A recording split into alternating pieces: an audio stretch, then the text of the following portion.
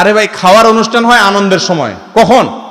বিয়ের সময় খাওয়া আছে, বাচ্চা হলে আকিকা আছে না নাই?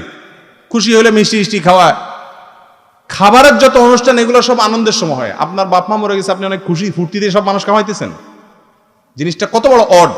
কিন্তু এটা না করলে এলাকার মানুষ এত ডেঞ্জারাস। আমাদের এই সিন্ডিকেটটা বলে যে কত খারাপ, বাপ মা চলে গেল একটু কারোর হাত ধোয়াইলো না। বলে কি বলে না? যে বেহায়া এ কথা বলে ওরে বলবেন যে তোমার হাত আরেকজন ধোয়াইতে হবে কেন? এত পানির তল পড়ছে, তোমার হাত ধোয়াইতে হবে আরেকজন? এগুলা কুসংস্কার, অপসংস্কৃতি, চাঁদাবাজি। অনেক গরিব মানুষ আছে, যে লোক মারা গেছে ওই বেচারা দেনা শোধ করার মতো অবস্থা নাই, কিন্তু ঠিকই গরু জবাই করে জিয়াফত দিয়ে মানুষ খাওয়ান লাগে। ঠিক না ভাই? ঠিক। এগুলা চাঁদাবাজি, ইসলামে এগুলা জায়েজ নাই। বলিষ্ঠভাবে এগুলার বিরুদ্ধে শক্ত হাতে দাঁড়াবেন। অন্য কেউ করে করুক, আপনার আত্মীয়ের জন্য আপনি মানুষ খাওয়াবেন না।